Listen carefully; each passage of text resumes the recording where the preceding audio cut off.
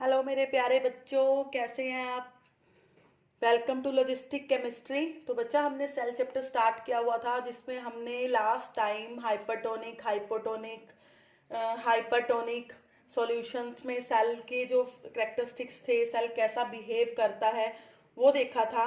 और उसमें हमने प्लाज्मा मेम्ब्रेन भी पढ़ी कि उसकी क्या फीचर्स हैं, कैसे बनती है ना। वो सब हमने पढ़ लिया था। तो नेक्स्ट जो हमारी ऑर्गेनेली थी दैट इज सेल वॉल। मैंने आपको यही कहा था, पहले हम plasma membrane, nucleus, cytoplasm, cell wall ये सब पढ़ेंगे। उसके बाद जो और रेस्ट ऑर्गेनेलीज हैं, माइट्रोकॉन्ड्रिया, ईआर एंड ऑल, वो सब पढ़ेंगे वन बाय वन, है ना। तो आज मैं सेल वॉल आपको करा रही हूँ। सेल वॉल क्या है बेटा, ये भी क्या होती है, सेल वॉल नाम से क्लियर है, वॉल है सेल के चारों तरफ, है ना। तो कवरिंग होती है, लेकिन सिर्फ प्लांट सेल में होती है, एनिमल सेल में नहीं होती। मतलब प्लांट सेल में सेल के अराउंड पहले प्लाज्मा मेम्ब्रेन है, प्लाज्मा मेम्ब्रेन के बाहर सेल वॉल है। तो मतलब दो आउटर कवरिंग हो गई, है ना। तो ये सिर्फ प्लांट सेल में होती है, ये बात ध्यान रखना। एनिमल सेल में नहीं होती। रिजिड होती है, प्लाज्मा मेम्ब्रेन के बाहर होती है, सेकंड पॉइंट यही है। थर्ड, नॉन लिविंग होती है। Plasma membrane is living, this is non living. वो क्या होती है, सेंसिबल होती है, सेंसिटिव होती है। ये क्या होती है, रिजिड होती है, हार्ड होती है। और प्लाज्मा मेम्ब्रेन क्या होती है, सेमी परमिएबल मेम्ब्रेन है, ये फुल्ली परमिएबल है, ठीक है। और ये किससे बनी होती है, सेलुलोज से बनी होती है। तो अब सेलुलोज क्या होता है, सेलुलोज आपको ज्यादा डिटेल में नहीं पढ़ना, क्यों, जस्ट आपको कोई पूछे कि सेलुलोज है क्या तो आपको पता होना चाहिए एटलीस्ट कि सेलुलोज है क्या, नथिंग एल्स। ज्यादा डिटेल में आप जब +1 में बायो लोगे तो आप वहां पढ़ोगे, ठीक है। तो सेलुलोज है क्या, ऑर्गेनिक कंपाउंड ही है, कार्बन से ही बना होता है, कॉम्प्लेक्स स्ट्रक्चर होता है इसका, इसमें बहुत सारे यूनिट जुड़े होते हैं ग्लूकोज के। जब बहुत सारे यूनिट ग्लूकोज के आपस में जुड़ जाते हैं तो वो क्या बन जाता है, सेलुलोज। तो ये किससे बनी होती है, सेलुलोज से बनी होती है। फंक्शन क्या है, फर्स्ट फंक्शन तो यही हो गया कि स्ट्रेंथ प्रोवाइड करती है, स्ट्रक्चरल स्ट्रेंथ देती है, ठीक है। और prevents bursting of the cell in hypotonic solution, cell को बर्स्ट होने से बचाती है हाइपोटोनिक सॉल्यूशन में। हाइपोटोनिक सॉल्यूशन क्या था बच्चा, जब सेल के अंदर पानी भर रहा है ना, सेल फूल जाता है उस केस में, हाइपोटोनिक के केस में। तो अगर सेल फूलता जाएगा तो एक स्टेज ऐसी आएगी जिसमें सेल फट जाएगा, है ना। अगर बैलून में हम पानी भरते जाएंगे तो एक स्टेज ऐसी आएगी ना जिसमें बैलून फट जाएगा। तो उस चीज को होने से बचाने के लिए क्या है, ये सेल वॉल है। सेल वॉल क्या करती है, देखो, मान लो बैलून फूलता जा रहा है, फूलता जा रहा है, फूलता जा रहा है, फूलता जा रहा है, फूलता जा रहा है, इतना मतलब ज्यादा उसमें प्रेशर, वो फिर क्या करेगा, आप जब इसमें पानी भरता जा रहा है तो ये बाहर की तरफ प्रेशर लगाना स्टार्ट करेगा, करेगा ना, कि मतलब फटने के लिए। पर इसके चारों तरफ अब क्या है, सेल वॉल है। तो सेल वॉल वापस इस पे फोर्स लगाएगी कि तूने नहीं फटना, ठीक है। तो दोनों फोर्सेस क्या हो जाते हैं, बैलेंस हो जाते हैं और सेल फटने से बच जाता है। तो इसलिए सेल वॉल क्या करती है, हाइपोटोनिक सॉल्यूशन में सेल को बर्स्ट होने से, फटने से बचाती है। सेल वॉल क्लियर हो गई। तो यहाँ सेल वॉल और सेल मेम्ब्रेन में डिफरेंस है, मैं आपको पहले ही बता चुकी हूँ। ये प्लांट सेल में होती है, ये प्लांट एनिमल दोनों में होती है सेल मेम्ब्रेन, ठीक है। ये नॉन लिविंग होती है, ये लिविंग होती है, ठीक है। ये परमिएबल होती है फुली, ये सिलेक्टिवली परमिएबल है। ये रिजिड होती है सेल वॉल, ये डेलिकेट और फ्लेक्सिबल होती है। ये पॉइंट मैं आपसे पहले ही डिस्कस कर चुकी हूँ, तो इसको ज़्यादा अब मैं डिटेल में नहीं करा रही, ठीक है। तो हमने प्लाज्मा मेम्ब्रेन पढ़ लिया, सेल वॉल पढ़ ली, तो न्यूक्लियस पढ़ना है, उसके बाद साइटोप्लाज्म पढ़ना है ना। फिर नेक्स्ट ऑर्गेनेलिज पे हम आएंगे। मेन जो ऑर्गेनेलिज हैं वो यही हैं जो हमने पढ़नी है, उसके बाद हम वन बाय वन जो बाकी बची ऑर्गेनेलिज हैं वो पढ़ेंगे। Next is nucleus. न्यूक्लियस क्या है, स्फेरिकल और ओवल स्ट्रक्चर होता है इसका, ठीक है।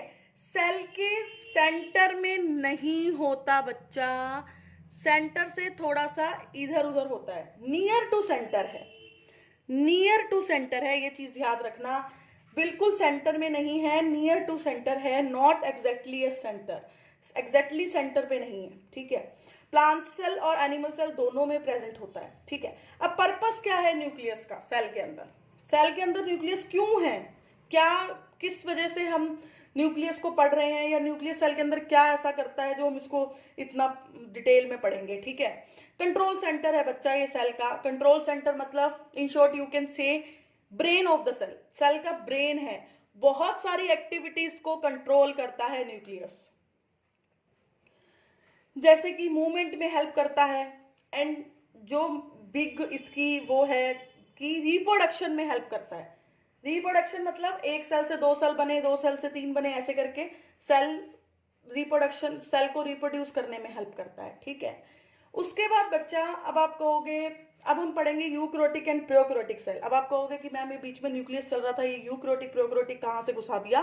तो बच्चा न्यूक्लियस के पढ़ते वक्त ये टॉपिक बीच में करना जरूरी है, क्योंकि this topic is related to nucleus, तो हमें ये पता होना चाहिए यूकैरियोटिक प्रोकैरियोटिक क्या है।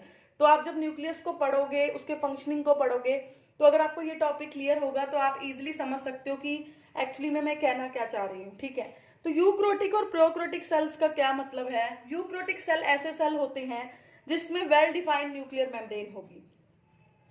वेल डिफाइंड न्यूक्लियर मेम्ब्रेन मतलब, देखो सेकंड पॉइंट इसका मैंने क्या लिखा है, डिस्टिंक्ट न्यूक्लियस होगा इसमें। डिस्टिंक्ट मतलब जिसको हम पहचान सकते हैं कि न्यूक्लियस है, जिसको डिफ्रेंशिएट करना आसान है।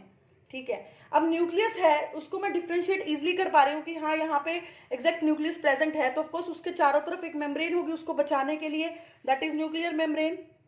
ठीक है, इसमें जो है डिस्टिंक्ट न्यूक्लियस नहीं होता, सब कुछ मिला उला है, खिच खिच खिच खिच मची पड़ी है पूरी सेल में, तो हम नहीं बता सकते कि न्यूक्लियस एग्जैक्टली कहाँ पे है। तो ऑफकोर्स कोई डिफाइंड न्यूक्लियर मेम्ब्रेन भी नहीं होगी। जब न्यूक्लियस नहीं पहचान में आ रहा तो न्यूक्लियर मेम्ब्रेन कहाँ से आएगी, है ना।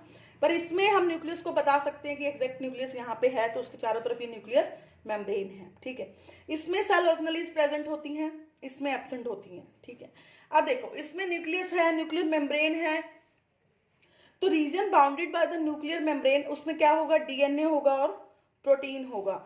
तो प्रोटीन यू नो, डीएनए हम फर्दर पढ़ेंगे। ठीक है, और जो यूकैरियोटिक सेल्स हैं वो mostly plants and animal cell दोनों में प्रेजेंट होती हैं। ठीक है, eukaryotic cell plant cell and animal cell में प्रेजेंट होती हैं, और प्रोकैरियोटिक सेल कहाँ पे होती हैं, बैक्टीरिया, ब्लू ग्रीन एल्गी में। ठीक है, तो आपको ध्यान रखना है कि हम में यूकैरियोटिक सेल्स हैं, बट जो ब्लू ग्रीन एल्गी होती हैं उसमें नहीं होता, उसमें प्रोकैरियोटिक होता है। उनमें डिस्टिंक्ट न्यूक्लियस नहीं होता, न्यूक्लियर मेम्ब्रेन नहीं होती, सेल ऑर्गेनेल्स एब्सेंट होती हैं। ठीक है, अब देखो मेरा पर्पस क्या था, यूकैरियोटिक प्रोकैरियोटिक को पढ़ाने का यही पर्पस था। अगर मैं आपको सीधा पढ़ाती न्यूक्लियस के बाद that is structure of nucleus, तो आप यही सोचते कि स्ट्रक्चर ऑफ न्यूक्लियस मतलब सब बॉडीज में, सब सेल्स में न्यूक्लियस का स्ट्रक्चर यही होता है, बट दैट इज रॉन्ग। हम अब न्यूक्लियस जब है यूकैरियोटिक में, तो हम स्ट्रक्चर भी यूकैरियोटिक में ही पढ़ेंगे ना। तो जो न्यूक्लियस का स्ट्रक्चर है वो यूकैरियोटिक में हमने देखना है कि कैसा होता है। ठीक है, नॉट इन प्रोकैरियोटिक। प्रोकैरियोटिक में न्यूक्लियस डिस्टिंक्ट नहीं होता। ठीक है, तो न्यूक्लियस के चारों तरफ क्या होती है, न्यूक्लियर मेम्ब्रेन होती है, न्यूक्लियर पोर्स होते हैं, न्यूक्लियोप्लाज्म होता है, न्यूक्लियोलस होता है। न्यूक्लियोलस मतलब पहले सेल, सेल के अंदर न्यूक्लियस, न्यूक्लियस के अंदर न्यूक्लियोलस। ठीक है, उसके बाद क्रोमैटिन होता है। क्रोमैटिन क्या होता है, ये न्यूक्लियोप्लाज्म। न्यूक्लियोप्लाज्म क्या है, देखो बच्चा, पहले न्यूक्लियस, न्यूक्लियस के चारों तरफ क्या है, एक न्यूक्लियर मेम्ब्रेन है, उसके ऊपर छोटे छोटे न्यूक्लियर पोर्स हैं।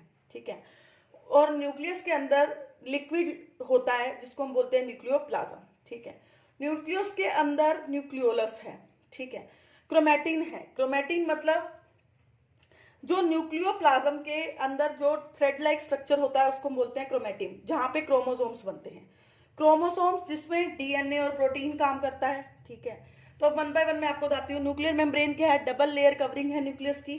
ठीक है, ये स्ट्रक्चर आप साइड में देखो, आपको न्यूक्लियस का दिख रहा होगा, तो उसमें वहां सब चीज मेंशन है, nuclear membrane, nuclear pores and etcetera. Nuclear pores on nuclear membrane which allows transfer of material. Nuclear pores का क्या काम होता है कि वो जो मटेरियल है उसको अंदर बाहर जाने में या ट्रांसफर करने में काम करते हैं। ठीक है, उसके बाद है nucleoplasm, that is fluid. Nuclear membrane के अंदर जो फ्लूइड है उसको हम बोलते हैं न्यूक्लियोप्लाज्म। न्यूक्लियोलस, न्यूक्लियोप्लाज्म के अंदर एक स्ट्रक्चर होता है जिसको हम बोलते हैं न्यूक्लियोलस, वो एक भी हो सकता है और मैनी भी हो सकते हैं।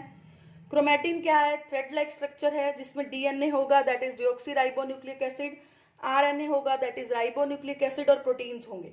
ठीक है, exist during resting stage of cells. ये ध्यान रखना, जो क्रोमैटिन है वो जब सेल रेस्ट की स्टेज में होता है तब होता है। बट जब सेल डिवाइडिंग स्टेज में, रेस्ट किस स्टेज में, मतलब जब वो रिप्रोडक्शन को तैयार नहीं है, अभी वो डिवाइड होने को तैयार नहीं है, बट जब वो डिवाइड होने को तैयार होता है तब क्या बन जाते हैं क्रोमेटिन से? क्रोमोसोम्स। दिस ये है क्रोमेटिन। क्रोमेटिन अभी सेल डिवाइड होने को तैयार नहीं है, दिस इज ना रेस्टिंग स्टेज, पर जब डिवाइडिंग स्टेज में आएगा तो किस में कन्वर्ट हो जाएंगे? क्रोमोसोम्स में। क्लियर है? क्रोमोसोम है क्या आपको दिख रहा होगा? रोड लाइक स्ट्रक्चर है। जब chromate formed when chromatin condenses together, जब क्रोमेटिन कंडेंस हो जाते हैं तो क्या बन जाता है? Divide, cell about to divide में होता है तो क्या बन जाते हैं? क्रोमोसोम्स। ये आपको ऐसे लग रहा होगा रस्सियां उलझी हुई हैं और इसमें आपको कुछ कुछ समझ आ रहा होगा स्ट्रक्चर, ठीक है? दैट इज क्रोमेटिन जब सेल रेस्टिंग स्टेज में है, दैट इज क्रोमोसोम जब सेल डिवाइडिंग स्टेज में है। क्लियर? अब composed of DNA and nuclear protein, और क्रोमोसोम्स क्या है? डीएनए और प्रोटीन से कंपोज्ड होते हैं और इनहेरिटेंस की इंफॉर्मेशन देते हैं हमें। मतलब इनहेरिटेंस मतलब जो हम कह देते हैं ना कि कई बार ऐसे कह देते हैं कि इसके दादे को भी शुगर थी, इसके बाप को भी शुगर है, अब इसको भी शुगर है, तो ये क्या है? तो डॉक्टर के पास जाते हैं और पूछते हैं तो वो कह देता है ये तुम्हारी हेरिडिटी प्रॉब्लम है कि पीछे से चलती आ रही है, तो that is due to chromosomes, मतलब जीन्स की वजह से होता है। Contain information for inheritance. हमने न्यूक्लियस पढ़ लिया, सेल वॉल पढ़ ली, प्लाज्मा मेम्ब्रेन पढ़ ली। Now it's time to read cytoplasm. Cytoplasm क्या है? साइटोप्लाज्म सेल के अंदर मैंने आपको दिखाया था, जो liquid like fluid like structure होता है उसको हम बोलते हैं cytoplasm. Enclosed by plasma membrane, चारों तरफ प्लाज्मा मेम्ब्रेन होती है। विस्कस होता है ये। विस्कस मतलब थोड़ा गाढ़ा होता है, 80% वाटर होता है इसमें, 100% नहीं होता। विस्कोसिटी पढ़ी है ना तुमने? विस्कस मतलब हल्का गाढ़ा होता है, शहद की तरह, हनी की तरह। सिस्टोसोल भी कहते हैं इसको, ठीक है? और बहुत सारी सेल ऑर्गेनेलिज कहाँ पे प्रेजेंट होती हैं? साइटोप्लाज्म में। इस लिक्विड के अंदर होती हैं मोस्टली सेल ऑर्गेनेलिज। सिग्निफिकेंस क्या है? इसमें डिजोल्व न्यूट्रिएंट्स होते हैं, ठीक है? हाँ, हमें जो हमारे सेल को जो भी न्यूट्रिएंट्स चाहिए ग्रो करने के लिए वो कहाँ पे प्रेजेंट होंगे? साइटोप्लाज्म में। वेस्ट प्रोडक्ट को डिजोल्व कर देता है। बहुत सारी ऑर्गेनेलिज साइटोप्लाज्म में है, जिसका सब ऑर्गेनेलिज का अपना अपना फंक्शन है। अगर वो फंक्शनिंग करना बंद कर दें तो सेल फंक्शनिंग करना बंद कर देगा, है ना? तो without which the cell cannot function, इनकी वजह से ही सेल फंक्शन कर रहा है, ठीक है? Organelles amended in the cytoplasm, each performs a specific function without which the cell cannot function, cell work नहीं कर सकता। और साइटोप्लाज्म क्या है? लिक्विड ही है ना? तो ये क्या करता है? सेल की शेप को भी कंट्रोल करता है। और जैसे जो क्रोमेटिन था, सॉरी, वो क्या करता था? किस में हेल्प करता था? सेल रिप्रोडक्शन में, न्यूक्लियस, सॉरी, सेल रिप्रोडक्शन में हेल्प करता था, है ना?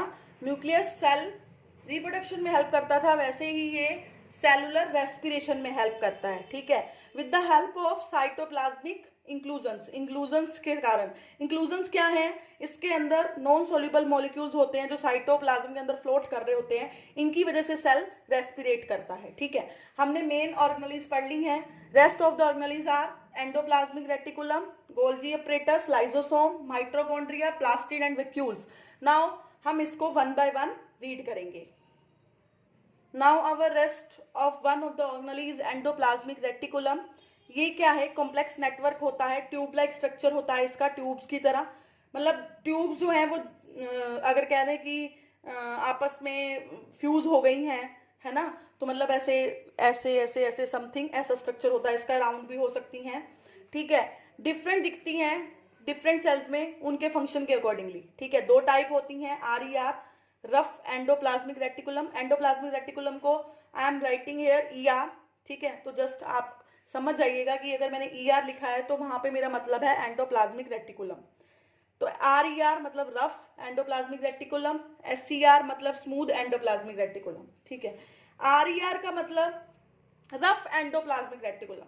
कोई चीज रफ है, रफ मतलब खुरदरी है, तो ऑफकोर्स उसके अंदर डस्ट वगैरह, है ना, या और कुछ चीजें उसमें लाई कर सकती हैं। तो RER रफ है तो इसमें क्या अटैच होते हैं? राइबोसोम्स अटैच होते हैं। तो आपको रट्टा मारने की जरूरत नहीं है कि राइबोसोम्स RER में होते हैं या SCR में होते हैं। तो जिसका सरफेस रफ होगा वहीं पे मॉलिक्यूल्स अटैच करेंगे, स्मूथ सरफेस पे कुछ भी अटैच नहीं हो सकता, है ना?